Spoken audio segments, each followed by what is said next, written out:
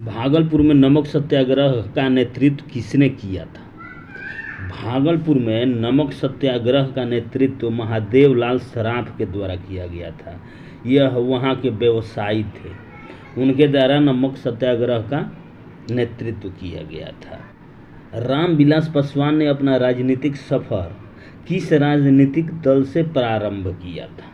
रामविलास पासवान ने संयुक्त socialist party से अपना राजनीतिक जीवन सफर किया था, माने शुरू किया था। नमस्कार दोस्तों, कैसे हैं आप लोग? आशा करता हूं कि अच्छे होंगे, मस्त होंगे या तंदुरुस्त होंगे। दोस्तों, घटना चक्र पूर्वावलोकन 2023 की सीरीज में आज के वीडियो में हम लोग बिहार के इतिहास के प्रश्नों को देखेंगे जो बीपीएससी के द्वारा विगत वर्षों में पीटी के एग्जाम में पूछा गया है। तो बिना देरी किए हुए आइए शुरू करते हैं आज के वीडियो को। दोस्तों, आप लोग को एक बात मैं बता दूं, आप लोग चैनल पर अगर नए हैं तो चैनल को सब्सक्राइब कीजिए, शेयर कीजिए और बेल आइकन को दबा दीजिए ताकि मैं जो भी वीडियो अपलोड करूं उसका नोटिफिकेशन आप लोगों को मिल जाए। तो आइए शुरू करते हैं। आज का पहला प्रश्न है, जैन धर्म के प्रवर्तक महावीर जी का मोक्ष का स्थान कहाँ स्थित है? मोक्ष का स्थान पावापुरी है। पावापुरी, बिहार के पावापुरी में उन्होंने मोक्ष को प्राप्त किया। देखते हैं यहाँ पर, जैन धर्म के प्रवर्तक महावीर स्वामी का मोक्ष स्थान यानी निर्वाण पावापुरी में स्थित है। बिहार शरीफ से 8 किलोमीटर दक्षिण पूर्व पावापुरी जैनियों का प्रमुख तीर्थ स्थल है। पावापुरी बिहार के नालंदा से 25 किलोमीटर दूरी पर स्थित है। भगवान महावीर ने 527 ईसा पूर्व अर्थात 72 वर्ष की आयु में बिहार की पावापुरी में कार्तिक कृष्ण अमावस्या को निर्वाण यानी मोक्ष को प्राप्त किया था। आइए दूसरा प्रश्न को देखते हैं। कश्मीर घाटी के अंतिम मुस्लिम शासक यूसुफ शाह चक, जिन्हें मुगल सम्राट अकबर द्वारा बिहार में निर्वासित किया गया था, दफन है। कहाँ पर दफन है? नालंदा में। नालंदा में दफन है। कश्मीर घाटी के अंतिम मुगल शासक यूसुफ शाह चक, जिन्हें मुगल सम्राट अकबर द्वारा निर्वासित किया गया था, यूसुफ शाह चक की मृत्यु 1592 ईस्वी में निर्वासन के दौरान हुई, जिन्हें नालंदा बिहार के नालंदा में दफनाया गया। वर्ष 1632 में बिहार के पटना शहर में कौन सी कंपनी ने अपनी फैक्ट्री स्थापित की? दोस्तों, आप लोग को बता दें, ब्रिटिश ईस्ट इंडिया कंपनी ने 1632 में अपना पहला कंपनी स्थापित किया। देखिए, पटना डिस्ट्रिक्ट गजेटियर एक पुस्तक है, इतिहास के किसी मानक पुस्तक या अन्य 1632 में पटना में डच फैक्ट्री की स्थापना का कोई प्रमाण हमें नहीं प्राप्त हो सका है, किंतु बिहार लोक सेवा आयोग द्वारा निरंतर यह प्रश्न पूछा गया है और इसका उत्तर 1632 में मानता है। कुछ अप्रमाणित स्रोत में यह प्राप्त होता है कि सर्वप्रथम डचों ने पटना कॉलेज की उत्तरी इमारत में डच फैक्ट्री की स्थापना की। अगला प्रश्न है, वर्ष 1632 में बिहार के पटना शहर में कौन सी कंपनी ने अपनी पहली फैक्ट्री स्थापित की थी? देखिए, 1632 में कुछ तथ्य के अनुसार और बीपीएससी के प्रश्नों और उसका उत्तर के अनुसार डच ईस्ट इंडिया कंपनी की स्थापना 1632 में की गई थी। देखिए, उसको डिटेल में हम लोग समझेंगे। पटना डिस्ट्रिक्ट गजेटियर जो इतिहास की पुस्तक है, इतिहास की किसी मानक पुस्तक या अन्य 1632 में पटना में डच फैक्ट्री की स्थापना का कोई प्रमाण हमें प्राप्त नहीं हो सका है, किंतु बिहार लोक सेवा आयोग द्वारा निरंतर यह प्रश्न पूछा जाता है और इसका उत्तर 1632 में मानता है। कुछ अप्रमाणित स्रोत में यह प्राप्त होता है कि सर्वप्रथम डचों ने पटना कॉलेज की उत्तरी इमारत में 1632 में डच फैक्ट्री की स्थापना की। इनकी रुचि सूती वस्त्र, चीनी, अफीम आदि से संबंधित व्यापार में थी। स्वामी सहजानंद सरस्वती ने किस पत्रिका का प्रकाशन किया जिसका नाम था?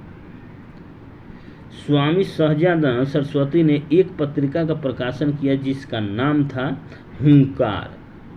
हुंकार एक पुस्तक का नाम था जो किसानों से संबंधित था। यहाँ पर देखेंगे, स्वामी सहजानंद सरस्वती को भारत में किसान आंदोलन का जनक कहा जाता है। वे एक बुद्धिजीवी, लेखक, समाज सुधारक, इतिहासकार एवं किसान नेता थे। स्वामी सहजानंद सरस्वती आदि शंकराचार्य संप्रदाय के 10 नामी सन्यासी अखाड़े के दंडी सन्यासी थे। स्वामी जी ने हुंकार नामक एक पत्रिका भी प्रकाशित किया था।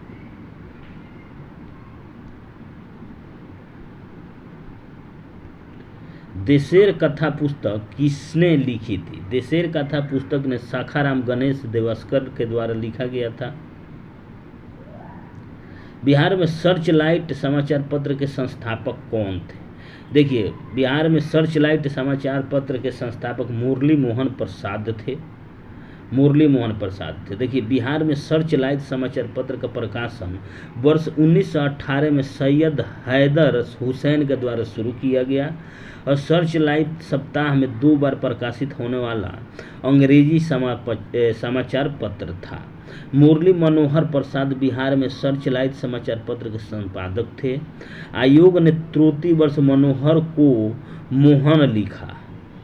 नोट: प्रारंभिक उत्तर कुंजी में बिहार लोक सेवा आयोग ने इस प्रश्न का उत्तर विकल्प ई माना है। देखिए, बिहार में सर्च लाइट समाचार पत्र के संपादक मुरली मनोहर प्रसाद थे, याद रखिएगा आप। किसके प्रयत्नों से बिहार प्रांतीय की कांग्रेस का दूसरा अधिवेशन हुआ था? श्री दीप नारायण सिंह के प्रयत्नों से बिहार में प्रांतीय कांग्रेस का दूसरा अधिवेशन हुआ था। देखिए, श्री दीप नारायण सिंह के विशेष प्रयत्नों के फलस्वरूप बिहार प्रांतीय कांग्रेस का दूसरा अधिवेशन 9 से 10 अप्रैल 1909 को भागलपुर में संपन्न हुआ था, याद रखिएगा। इसके अध्यक्ष डॉक्टर सच्चिदानंद सिन्हा थे। अधिवेशन में जी.के. गोखले एवं श्री खरे की विशेष उपस्थिति थी। अतः विकल्प बी सही है। हजारीबाग में बिहारी स्टूडेंट कॉन्फ्रेंस का 16वां अधिवेशन हुआ था 1921 में। 1921 में हुआ था। पटना में 1913 में अनुशीलन समिति की एक शाखा की स्थापना किसने की थी? सचित्र सन्याल ने की थी। सचित्रनाथ सन्याल के द्वारा किया गया था। असहयोग आंदोलन के दौरान बिहार में कृषकों का नेतृत्व किसने किया था? स्वामी विद्यानंद ने किया था। स्वामी विद्यानंद बिहार के किसान नेता थे। असहयोग आंदोलन के दौरान बिहार में कृषकों का नेतृत्व स्वामी विद्यानंद ने किया था। विशेषकर उत्तर बिहार के कई जिलों में, खासकर राज्य दरभंगा के इलाकों में स्वामी विद्यानंद रैयतों के अपने अधिकार के बारे में सचेत कर रहे थे। 1922-23 में मुंगेर में किसान सभा का गठन किसने किया था? देखिए, बिहार में किसानों को संगठित करने के उद्देश्य से मुंगेर में वर्ष 1922-23 में किसान सभा का गठन शाह मोहम्मद जुबैर और श्री कृष्ण सिंह के द्वारा किया गया। परंतु किसान आंदोलन का निर्णायक मोड़ स्वामी सहजानंद सरस्वती ने 4 मार्च 1928 को किसान सभा की औपचारिक ढंग से स्थापना करके किया। वर्ष 1929 में स्वामी सहजानंद ने प्रांतीय किसान सभा की स्थापना की और इसके प्रथम अध्यक्ष बने। तो इस प्रश्न का सही आंसर हो जाएगा श्री कृष्ण सिंह और मोहम्मद जुबैर। तो इस प्रश्न का सही आंसर हो जाएगा ऑप्शन नंबर ई, उपयुक्त में से एक से अधिक।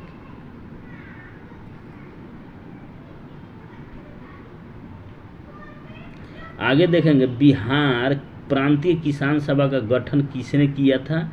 स्वामी सहजानंद सरस्वती के द्वारा 1929 में किया गया था। बिहार प्रोविंशियल सभा का गठन कब हुआ था? 1929 में हुआ था। 1929 में सोनपुर मेला में हुआ था। बिहार में स्वराज दल का गठन किसने किया था? बिहार में स्वराज दल का गठन श्री कृष्ण सिंह के द्वारा 1923 में C.R. दास और मोतीलाल नेहरू के सहयोग से किया गया था। देखिए, असहयोग आंदोलन की असफलता के बाद स्वराज पार्टी का गठन मार्च 1923 में C.R. दास और मोतीलाल नेहरू ने किया। C.R. दास इसके अध्यक्ष तथा मोतीलाल नेहरू इसके महासचिव थे।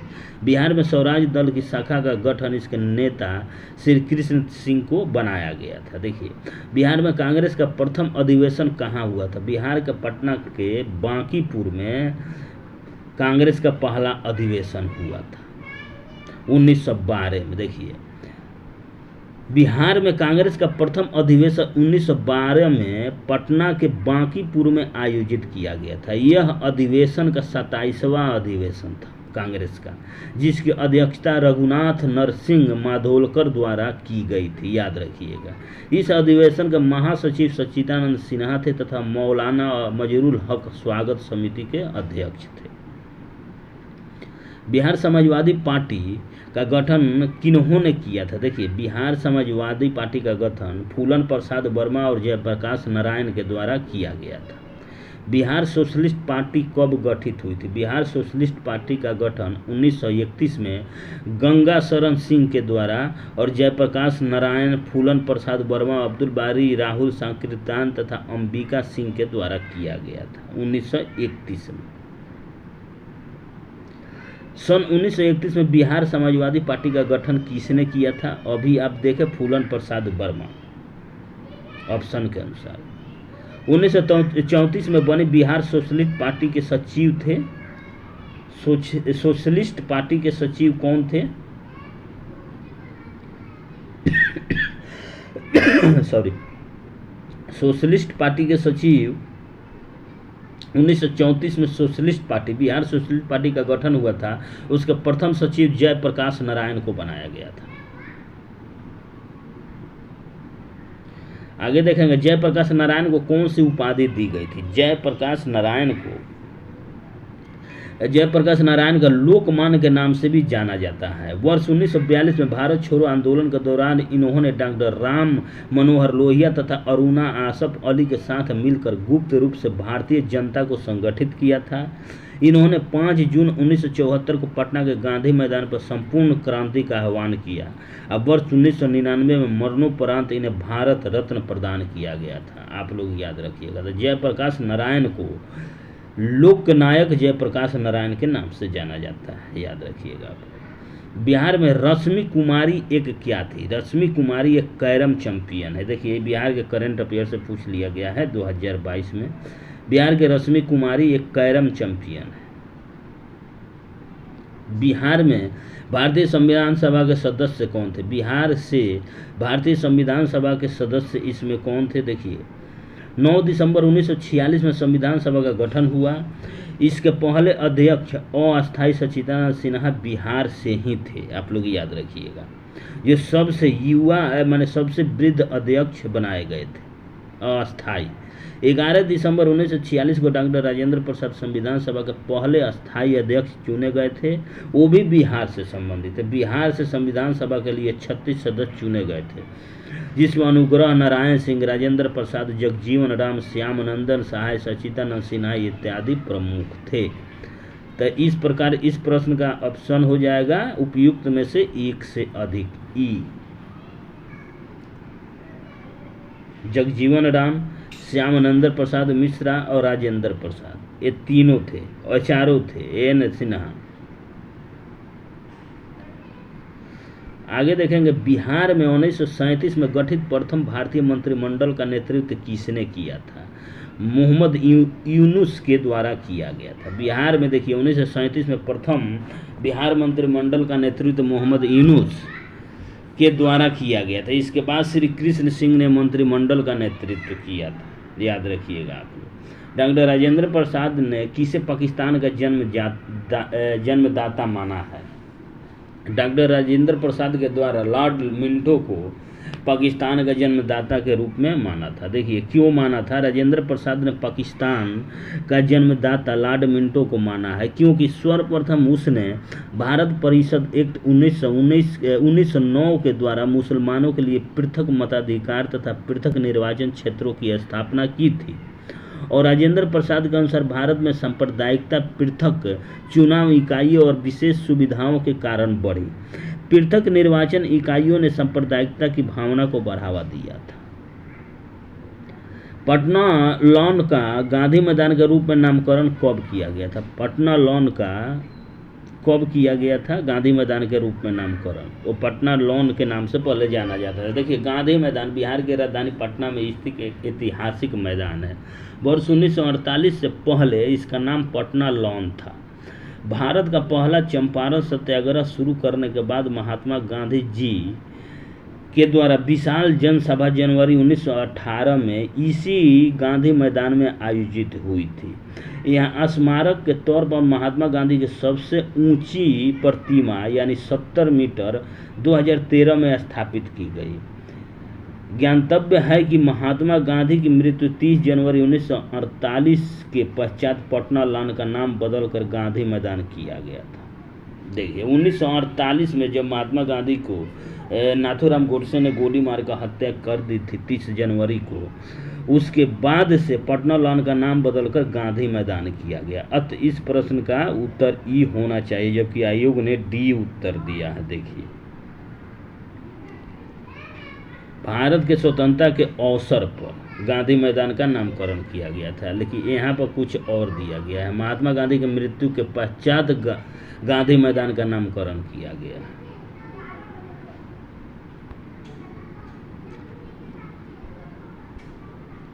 आगे देखेंगे 1995 की समाप्ति पर बिहार में जिलों की कुल संख्या कितनी थी? 55 जिला थे। 1995 की समाप्ति पर बिहार में कुल 55 जिला थे। देखिए कि 1995 की समाप्ति पर बिहार में जिलों की कुल संख्या 55 थी। 15 नवंबर 2000 को 18 जिलों के साथ झारखंड राज्य के निर्माण के साथ बिहार में 37 जिले शेष बचे। वर्तमान में बिहार में जिलों की कुल संख्या 38 है। 37 जिले हैं और नवीनतम जिला अरवल बनाया गया है, तो इसके साथ टोटल हो गए 38 जिले, याद रखिएगा। पटना को प्रांतीय राजधानी बनाया गया था शेर शाह के द्वारा। शेर शाह ने पटना को प्रांतीय राजधानी बनाया था। देखिए तारीख दाऊदी के विवरण के अनुसार शेर शाह ने पटना नगर के भौगोलिक एवं सामरिक महत्व जानने के बाद 1541 में यहाँ एक मजबूत किले का निर्माण किया तथा इसे बिहार राज्य की राजधानी बनाया। पटना का प्राचीन नाम पाटलिपुत्र था, जिसे मगध के सम्राट अजातशत्रु ने बसाया था। अजातशत्रु के उत्तराधिकारी उदय ने पाटलिपुत्र यानी पटना को अपनी राजधानी बनाया और 3 शताब्दियों तक पाटलिपुत्र नगर 3 साम्राज्यों मगध, नंद और मौर्य की गौरवपूर्ण राजधानी रही है, याद रखिएगा। निम्नलिखित में से किस नगर में जापानियों ने विश्व शांति स्तूप यानी वर्ल्ड पीस स्तूप निर्माण कराया था?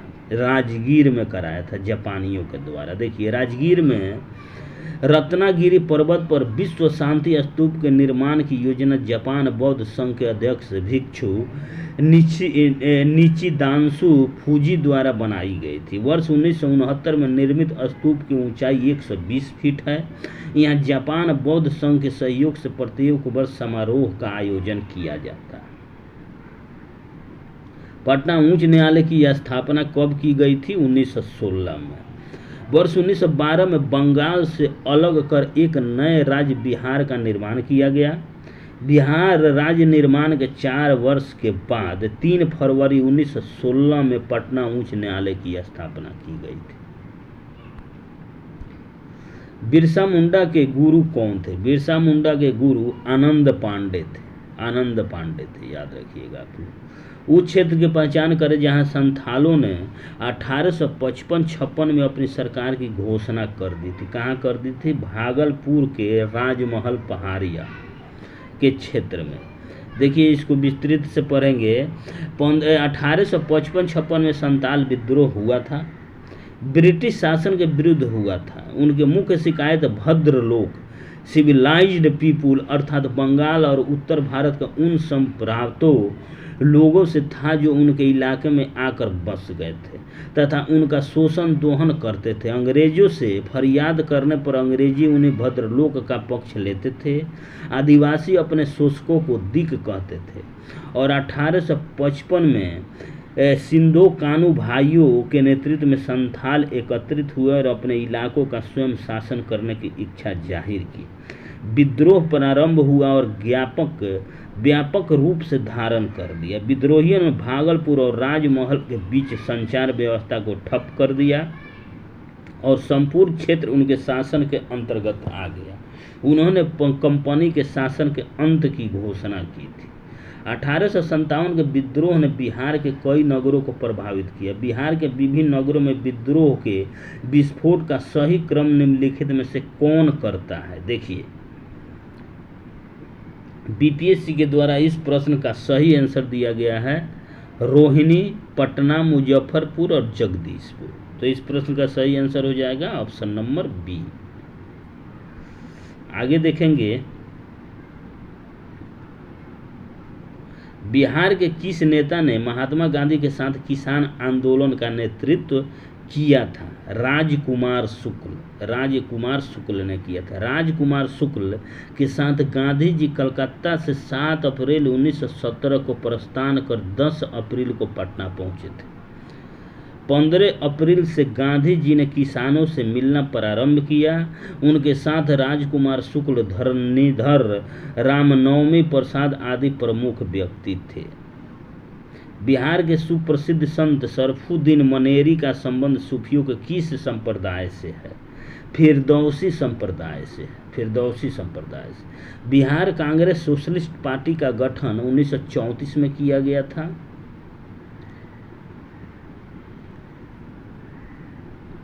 मध्यकाल में बिहार शरीफ का नगर महत्वपूर्ण रहा है। किसके लिए महत्वपूर्ण रहा है?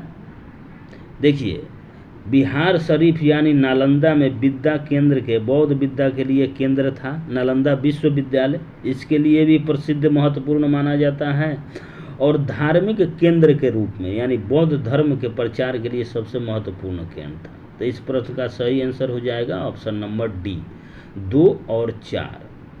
देखिए, मध्यकाल में बिहार शरीफ बौद्ध धर्म का प्रमुख केंद्र था। उदंतपुरी का महाविहार यहाँ स्थित था। इसके साथ ही अनेक बौद्ध विहार इस क्षेत्र में स्थित थे, जिन कारण तुर्कों ने इस नगर का नाम बिहार रखा। इसके बाद समस्त से क्षेत्र का नाम बिहार पड़ गया। बिहार शरीफ धार्मिक केंद्र के साथ साथ विद्या के केंद्र के रूप में भी विकसित था। उदंतपुरी विश्वविद्यालय की स्थापना पाल वंश के प्रथम शासक गोपाल ने की थी।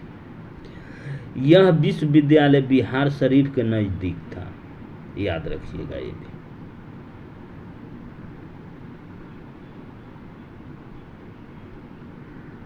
आगे देखेंगे, बिहार में अलग प्रांत के लिए आंदोलन जिसके परिणाम स्वरूप वर्ष 1911 में बिहार और उड़ीसा के नए प्रांत का निर्माण हुआ का नेतृत्व किया था। किसने किया था? बिहार में अलग प्रांत के लिए सच्चिदानंद सिन्हा ने। सच्चिदानंद सिन्हा, महेश नारायण, नंद किशोर लाल तथा श्री कृष्ण सहाय, इन चारों ने मिलकर जनवरी 1894 में पटना में बिहार टाइम्स या बिहार समाचार पत्र निकालना प्रारंभ किया। महेश नारायण या बाबू महेश्वर प्रसाद कहे जाने वाले इस समाचार पत्र के संपादक थे। महेश नारायण ने अपने समाचार पत्र के माध्यम से बिहार पृथक्करण की मांग रखी। संपूर्ण बिहार में पृथक्करण आंदोलन जोर पकड़ने लगा। महेश नारायण के देहांत के पश्चात डॉक्टर सच्चिदानंद सिन्हा इस आंदोलन के अगुआ हुए। ब्रह्मदेव नारायण, अली इमाम, मजरुल हक, हसन इमाम डॉक्टर सिन्हा के साथ हो गए और वर्ष 1908 से 9 में बिहार प्रादेशिक सम्मेलन का आयोजन किया गया। इसमें बिहार को पृथक राज्य का दर्जा दिए जाने की मांग की गई, जिसे 12 दिसंबर 1911 को दिल्ली में आयोजित शाही दरबार में स्वीकार कर लिया गया और 1 अप्रैल 1912 को बिहार और उड़ीसा को सम्मिलित कर नवीन प्रांत बिहार का उद्घाटन हुआ। कब हुआ? 1 अप्रैल 1912 को, जिसके राजधानी पटना बनी। भारत शासन अधिनियम 1935 के द्वारा 1 अप्रैल 1936 को उड़ीसा को भी बिहार से अलग कर दिया गया। आगे देखेंगे, बिहार दिवस का क्या महत्व है जो हर साल 22 मार्च को मनाया जाता है। देखिए,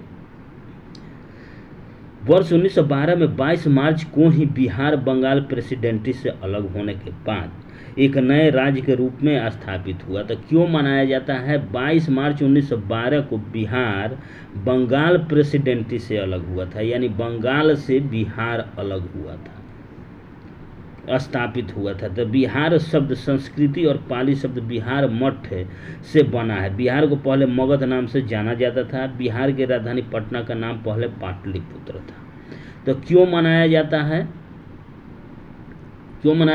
1912 में बिहार के बंगाल प्रेसिडेंसी से अलग होने के याद करने के लिए मनाया जाता है। याद रखिएगा आप लोग। बिहार की स्थापना कब की गई थी? बिहार की स्थापना 1912 में की गई थी।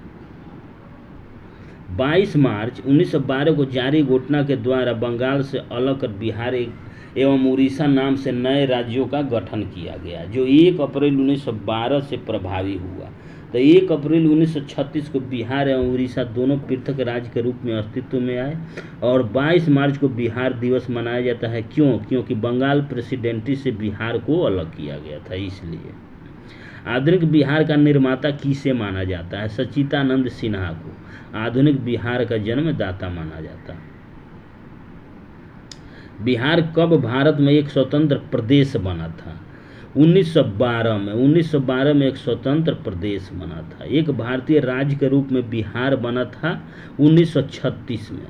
देखिए, 1936 तक बिहार और उड़ीसा संयुक्त रूप से एक प्रांत थे और 1936 में भारत शासन अधिनियम 1935 के द्वारा बिहार को एक अलग राज्य के रूप में स्थापित किया गया। इसी कारण प्रश्नानुसार बिहार लोक सेवा आयोग ने इसका उत्तर 1936 माना है। ब्रिटिश शासन के दौरान बिहार को एक अलग प्रांत का दर्जा किस वर्ष प्राप्त हुआ था? 1936 को। किस वर्ष उड़ीसा बिहार से पृथक हुआ था? 1936 को। किस अधिनियम के तहत बिहार एक अलग राज्य बना था? भारत शासन अधिनियम या भारत सरकार अधिनियम 1935 के द्वारा। याद रखिएगा। बिहार बंगाल से अलग हुआ था 1912 में। 1 अप्रैल 1912 को बंगाल से अलग हुआ था बिहार और 15 नवंबर 2000 को बिहार से झारखंड अलग हुआ था। ये भी याद रखिएगा। बिहार बंगाल से पृथक कब हुआ था? 1912 में। बंगाल और बिहार में भूमि पर किराएदारों के अधिकार को बंगाल किराएदारी अधिनियम द्वारा कब स्वीकार किया गया था? 1885 को। बंगाल किराएदारी अधिनियम 1885 के द्वारा बंगाल और बिहार में भूमि पर किराएदारों के अधिकार को स्वीकार किया गया। इस अधिनियम को बनाने का मुख्य उद्देश्य जमींदार काश्तकार के भूमि से संबंधित प्रथागत अधिकारों को प्रख्यापित करना था। बिहार विधान परिषद की पहली बैठक किस वर्ष बुलाई गई थी? बिहार विधान परिषद की पहली बैठक 1913 में बुलाई गई थी। 1913 में 20 जनवरी 1913 को बांकीपुर में हुई थी बिहार विधान परिषद की प्रथम बैठक। 20 जनवरी 1913 को। इंडियन काउंसिल एक्ट 1861 और 1909 में संशोधन कर गवर्नमेंट ऑफ इंडिया एक्ट 1912 द्वारा बिहार विधान परिषद का गठन किया गया, जिसमें 3 पदेन सदस्य और 21 निर्वाचित सदस्य एवं 19 मनोनीत सदस्य रखे गए थे। 1908 के छोटा नागपुर कास्ट अधिनियम ने रोक लगाई थी। क्या चीज़ की रोक लगाई थी? बेग बेगारों को। वर्ष 1902 से 10 के बीच सर्वेक्षण और भूमि प्रबंध तथा वर्ष 1908 के छोटा नागपुर काश्तकारी अधिनियम ने आदिवासियों के खुट कटी अधिकारों को मान लिया तथा बेठ बेगारी या बलात् श्रम का उन्मूलन कर दिया। आदिवासियों को अपनी भूमि पर कानूनी संरक्षण मिल गया था। छोटा नागपुर काश्तकारी कानून कब पारित हुआ था? अभी आप ऊपर देखे हैं 1908 में पास हुआ था। बिहार विधानसभा में अनुसूचित जाति के उम्मीदवारों के लिए कितनी सीटें आरक्षित हैं? अनुसूचित जाति के लिए 38 सीटें आरक्षित है और अनुसूचित जनजाति के लिए 2 सीटें आरक्षित है। तो अनुसूचित जाति और अनुसूचित जनजाति के लिए बिहार विधानसभा में टोटल 40 सीटें आरक्षित है। याद रखिएगा। यहाँ पर देखेंगे बिहार विधानसभा में अनुसूचित जाति के लिए 38 सीटें आरक्षित है। बिहार विधानसभा में कुल 243 सीट है, जिसमें से 203 सीट सामान्य, 38 अनुसूचित जाति और 2 सीट अनुसूचित जनजाति के लिए आरक्षित है। आप लोग याद रखिएगा अच्छे से। बिहार में पंचायत निकाय में महिलाओं का 50% आरक्षण किस वर्ष प्रदान किया गया था? कब प्रदान किया गया था? 2016 में प्रदान किया गया था। देखिए, बिहार में पंचायत निकाय में महिलाओं का 50% आरक्षण बिहार पंचायत राज अधिनियम 2006 के तहत प्रदान किया गया। यह अधिनियम 8 अप्रैल 2006 से लागू हुई। बिहार में त्रिस्तरीय पंचायत राज प्रणाली में सबसे निचले स्तर पर ग्राम पंचायत, उसके बाद मध्य स्तर पर प्रखंड स्तर और पंचायत समिति, जिला स्तर पर जिला परिषद है। आप लोग याद रखिएगा। मूल रूप से बिहार शब्द का अर्थ क्या है? बौद्ध मठ। बौद्ध मठों की अधिकता के कारण बिहार का नाम बिहार पड़ा था।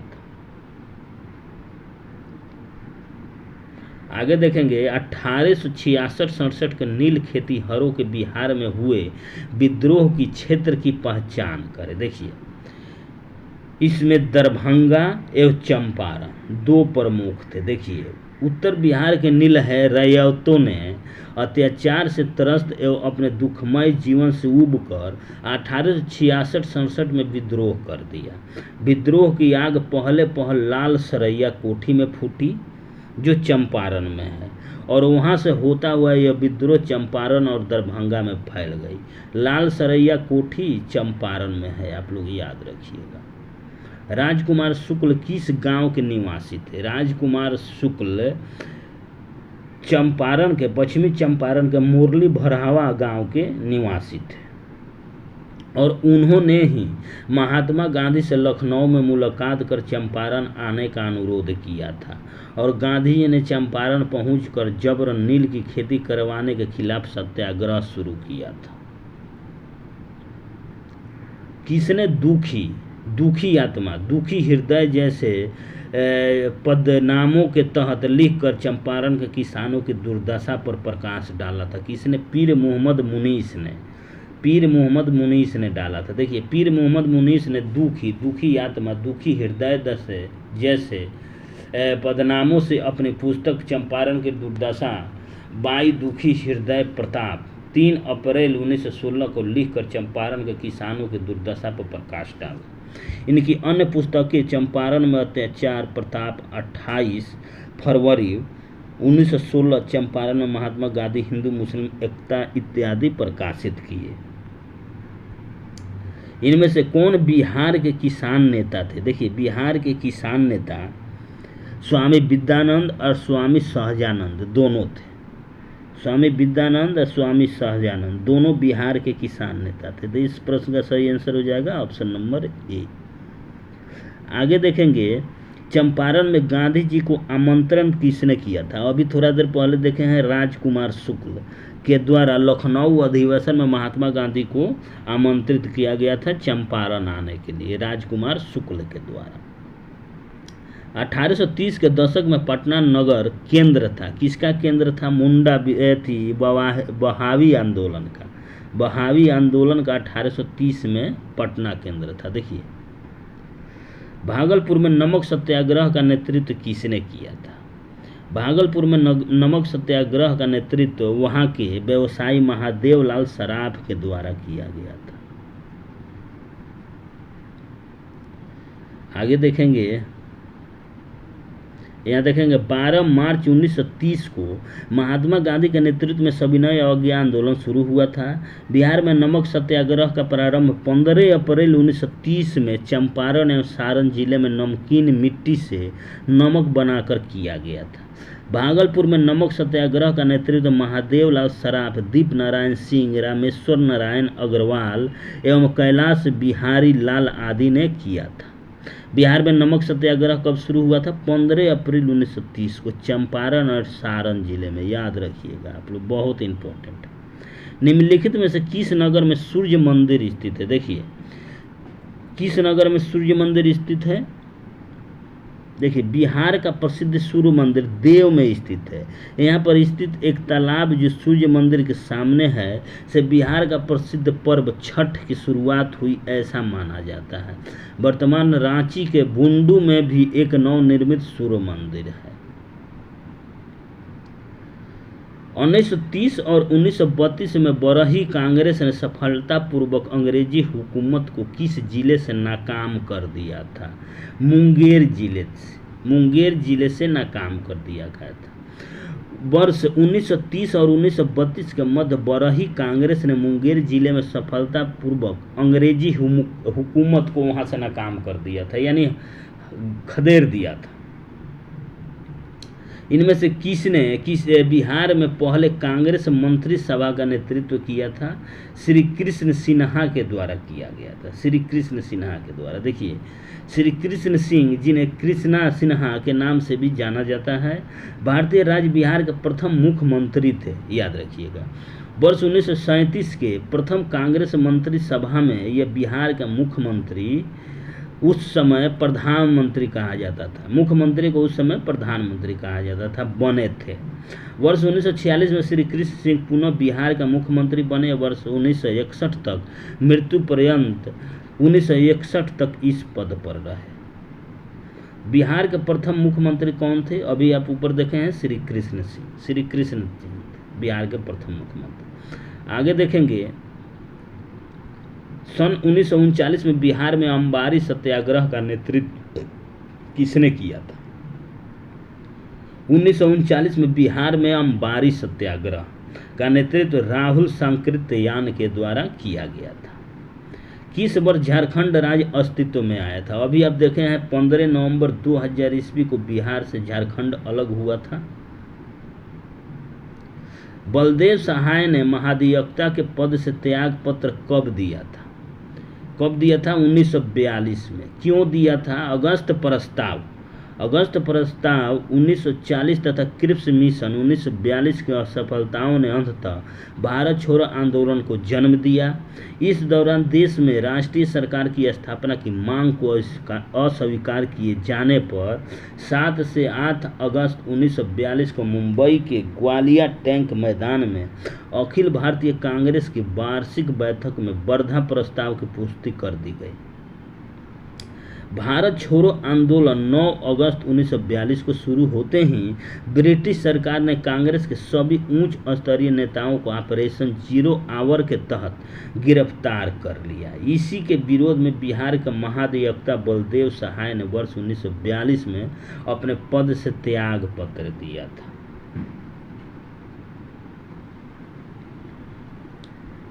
आगे देखेंगे, रामविलास पासवान ने अपना राजनीतिक सफर किस राजनीतिक दल से प्रारंभ किया था?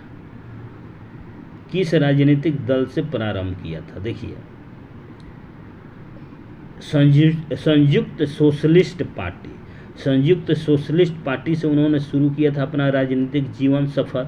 रामविलास पासवान ने अपना राजनीतिक जीवन संयुक्त सोशलिस्ट पार्टी के सदस्य के रूप में शुरू किया और 1969 में विधायक बने। इसके बाद 1974 में वे लोक दल में शामिल होकर फिर चुने गए और 1977 में वे हाजीपुर लोकसभा से रिकॉर्ड मतों से अंतर से जीते और 1983 में उन्हें दलित सेना का गठन किया और 1989 में जनता दल से हाजीपुर लोकसभा से पुनः रिकॉर्ड मतों से जीते और 8 अक्टूबर 2020 को उनका निधन हो गया, याद रखिएगा।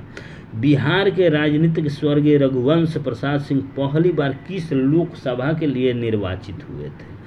पहली बार किस लोकसभा के लिए? 11वीं लोकसभा के लिए निर्वाचित हुए थे पहली बार। देखिए, स्वर्गीय रघुवंश प्रसाद सिंह 1996 में पहली बार वैशाली से 11वीं लोकसभा के सदस्य के रूप में चुने गए और केंद्रीय पशुपालन तथा डेयरी उद्योग राज्य मंत्री बनाए गए।